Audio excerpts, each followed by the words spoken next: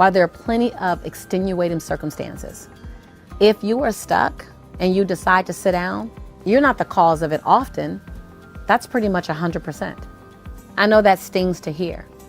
I didn't say you're the reason why you got knocked down. I didn't say you're the reason why betrayal occurred.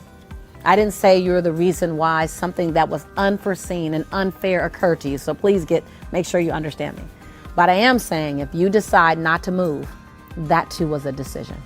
Just as powerful as a decision to run in the face of adversity, to run in the face of fear, to run, to walk, to crawl, to raise your hand and ask for help. That's a choice too. See, I'm blown away when you choose to move and play big, we know that's a choice. We give that credit. I chose to get out of my own way. But when you're stuck, or when you're frustrated, or when you just sit down, or when you procrastinate, all of a sudden the whole world is the reason why you're there. Listen, you know me. And if you don't know me, you're going to get to know me if this is your first time here. What I won't ever do is sugarcoat your power. Because we are powerful when we're moving, we're powerful when we're courageous, we're powerful when we're loving, and we're powerful when we're stuck. We're powerful when we're complaining. We're powerful when we're procrastinating. We're powerful when we're playing the blame game. You don't get to give up your power when it's conveniently uncomfortable for you. You are powerful. You would not be here on this channel if you were not powerful. You know your power and you're either living in your power or you know your power and you're trying to get back to it. Either way, you're powerful. And so when you make a decision, make that decision in full ownership. Like I'm choosing right now to sit down. Don't make sexy excuses for them because they really ain't sexy. Don't play the blame game because 50% of the people, when you complain, they glad it's not them. And the other 50% don't care. So don't complain and don't blame. Own it. When you own it, you're no longer sitting in the passenger seat of your life, hoping you don't run into a wall. And sometimes when you give up all your power and you're wondering about all the things, why am I stuck and why, you move from the passenger seat to the back seat. And sometime in your life, when everything else around you is the reason why you're not moving, you move from the back seat and climbed in the trunk of your own life, hoping you don't run into a wall.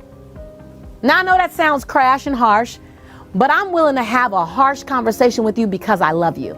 So let's agree that when you are stuck, somehow something stopped you and then a decision was made to slow down or to stop and stay there. With that same power, let's make the agreement that we slide out of the trunk sometimes back into the back seat, out of the back seat sometimes into the passenger seat, out of the passenger seat sometimes and back into the driver's seat. And then we look at what does movement create for us. Listen, I don't say any of this in judgment. I've slowed down, I've stopped, I've had to catch my breath. I remember there was a time where it took me a year. It took me a year to catch my breath. I had been in a relationship that somehow became abusive. I didn't see the abuse coming. It just ended up being there. And it was emotionally abusive, then verbally abusive, and then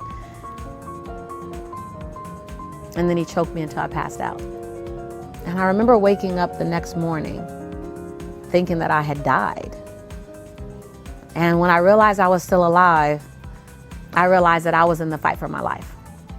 And after that relationship finally ended and I was able to navigate myself out of it, it took a year for me to catch my breath again.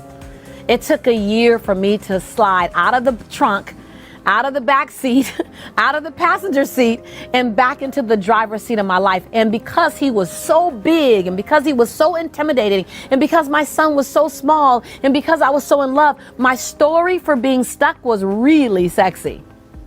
I mean, he was huge, I was small. He was a man, I was a woman. He was abusive and I was in love. I had all the elements for a sexy story to stay stuck.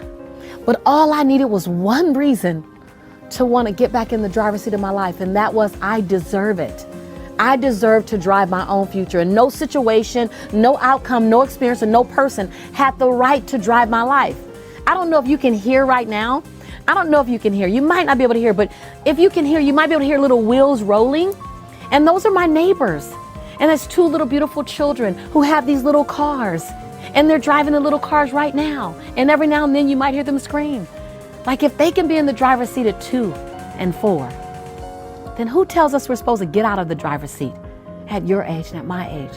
If you can get in the driver's seat at that age, you should stay in the driver's seat. It's your life. It's your opportunity. So I get you might get stuck. I'm not asking you what are you going to get. I'm asking you what are you going to stay. You might get stuck, but stay committed. Stay committed to your own movement, driving your own radical change in your own amazing life. And as you do that, I'm always going to cheer you on from the sidelines as you drive by in the driver's seat of your life. Like go, go, go, go, go, go, go, go, go. Every time. Like look to the left or right now. I'm right there cheering you on. Go, go.